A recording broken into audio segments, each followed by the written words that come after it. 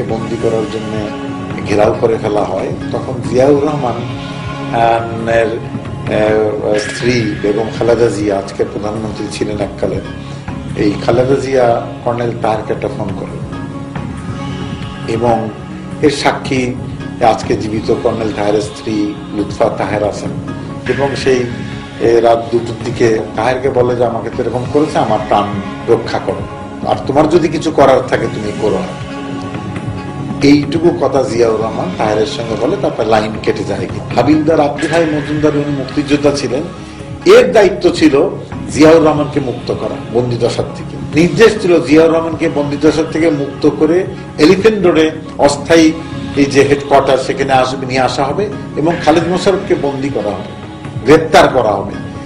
এর বাইরে কোনো নির্দেশ ছিল না। টুফি লাঠিলারিতে যেখানে জেনারেল জিয়াউর রহমান ছিলেন, তাকে বন্দিদশার থেকে মুক্ত করে নিয়ে এসে ওখানে রাখা হয়েছিল। উনি একটা লুঙ্গি পরা অবস্থায় ছিলেন, ঘুমের কাপড়ে, যে কাপড়টা পাঞ্জাবিটা পরে ঘুমাচ্ছিলেন সেই অবস্থায় তাকে ধরে নিয়ে এসে ওখানে বসানো হয়। তখন তো রাত্রেবেলা কর্নেল তাহের এবং জিয়াউর রহমান আমার সামনে বৈঠকে মিলিত হন।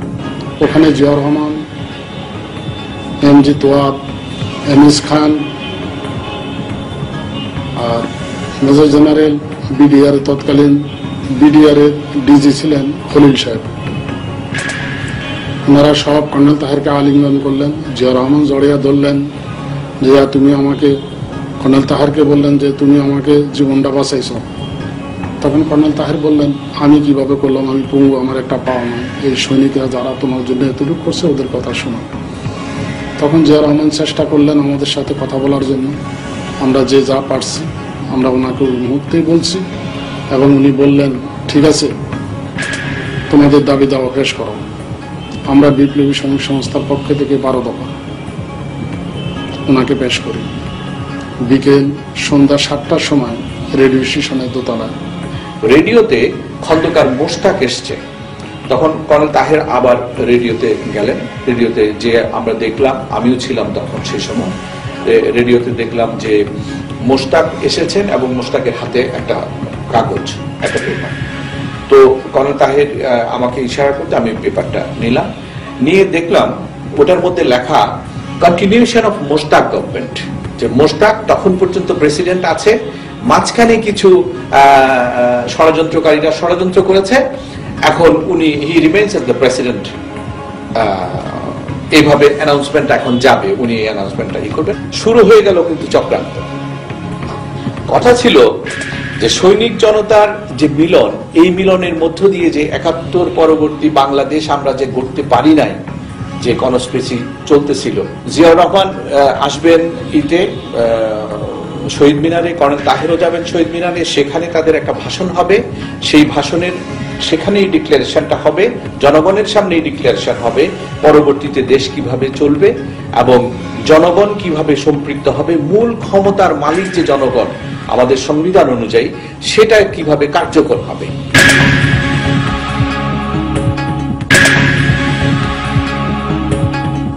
জেনারেল জিয়া তাহেরের প্রতি তার একটা বিরাট দুর্বলতা ছিল, কর্নেল তাহেরের প্রতি তার সাংঘাতিক দুর্বলতা ছিল।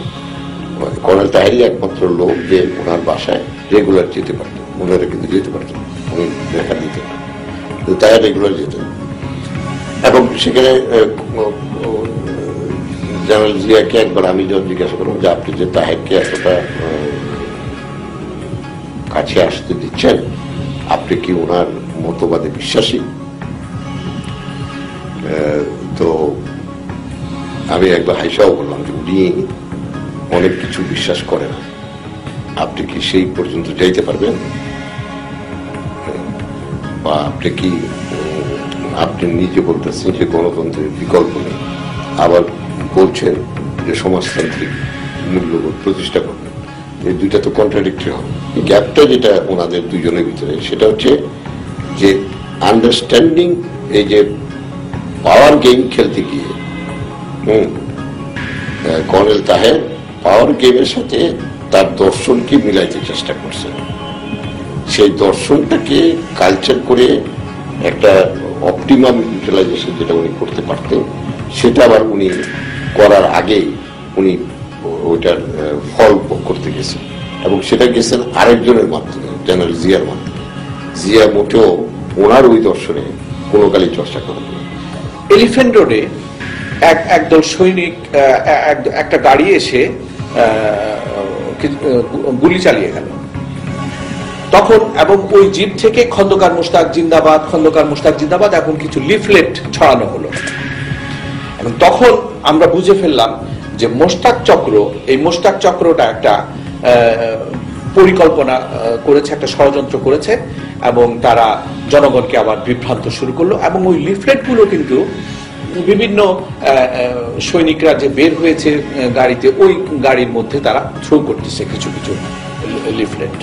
এবং জিয়াউর রহমান বারে বারেই কর্নেল তাহিরকে টেলিফোন করছিলেন যে কর্নেল তাহির যাতে অ্যাডভাইজারি কাউন্সিলে চলে আসেন, কিন্তু তাহির ভাই সেটাতে রাজি হন নাই, যে আমি কোনো ব্যক্তিগত আমার স্বার্থের জন্য আজকে আমি তোমাকে মুক্ত করি নাই, অথবা আজকে যে 7ই নভেম্বরের যে মূল চেতনাটা, সেই চেতনাটাকে আমি ভুলণ্ঠিত হতে দিতে পারি না। যে জেনারেল জিয়াউর রহমান সেনাবাহিনীর পদ ফিরে পেলেন, তিনি সিপাহী জনতার অভ্যুত্থানের পর মুহূর্তের থেকেই উনি চক্রান্ত ষড়যন্ত্র করলেন এবং বাংলাদেশের দ্বিতীয় মীর জাফর হিসাবে আবির্ভূত হলেন।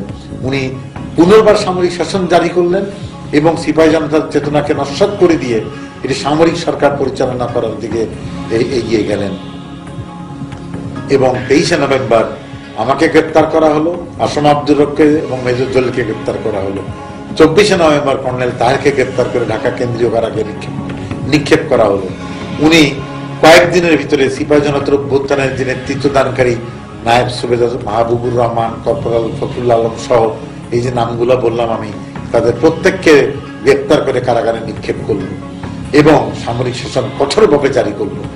23শে নভেম্বর মেজর জলিল, তারপর আমার আর বড় ভাই আবু ইউসুফ, বীর বিক্রম, ওনাদেরকে গ্রেপ্তার করা হলো। 24শে নভেম্বর কর্নেল তাহিরকে গ্রেপ্তার করে জিয়াউর রহমান প্রমাণ করলেন যে 1857 সালে সেই পলাশীর প্রান্তরে মীর জাফর আলী খান বাংলার শেষ নবাব সিরাজউদ্দৌলার সাথে যে বিশ্বাসঘাতকতা করেছিল, সেই 250 বছর পরে এই বাংলাদেশে আর একটা বিশ্বাসঘাতকের নাম সেদিন উচ্চারিত হলো। তার নাম হলো বিশ্বাসঘাতক জিয়াউর রহমান। যে বন্ধু তার জীবন বাঁচিয়েছে, সেই বন্ধুকে ফাঁসি কাষ্ঠে ঝুলিয়ে হত্যা করে তার যে সে জীবনটা লাভ করেছিল, সেই জীবনটার সে প্রতিদান সে ঠিক এইভাবেই দিল। প্রথমে সামরিক ট্রাইব্যুনাল আমাদের 6 জনকে ফাঁসির হুকুম দিয়েছিল। কর্নেল তাহের, মেজর জলিল, হাসান হাকিম, আসম আব্দুর রব, আবু ইউসুফ খান, বীর বিক্রম, কর্নেল তাহের বড় ভাই, এবং আমি মেজর জিয়াউদ্দিন, এই 6 জনকে ফাঁসির রায় দিয়েছিল সামরিক বিশেষ ট্রাইব্যুনাল। জিয়াউর রহমান এই রায়টা তখন নিয়ে গিয়েছিলেন জেনারেলদের মিটিংয়ে। জেনারেলদের উনি ডাকলেন, সমস্ত ডিপ কমান্ডার্স এবং জেনারেলরা মিটিংয়ে আসলেন। জিয়াউর রহমান তখন মিটিংয়ে সেই রায়টা পড়ে শোনালেন। জেনারেল মঞ্জুর এই রায়টা অপোজ করে দাঁড়ালেন। জেনারেল মঞ্জুর বললেন যে যাদের নাম পড়ে শোনালেন মৃত্যুদণ্ড দেওয়া হচ্ছে, তারা সবাই মুক্তিযুদ্ধের প্রথম সারির মুক্তিযোদ্ধা। এদেরকে মৃত্যুদণ্ড দেওয়া হলে 1 বছর পরে আপনি গণতান্ত্রিক অবস্থায় ফিরে যাবেন, গণতন্ত্র প্রতিষ্ঠা করবেন, ভোটের ইলেকশনে যাবেন, তখন জনগণের কাছে, জাতির কাছে আমাদের উত্তরটা কি হবে সেনাবাহিনী। এ কথা শুনে জেনারেল জিয়া খুব রাগান্বিত হয়ে কক্ষ ত্যাগ করে চলে গেছিলেন, মিটিং বন্ধ করে।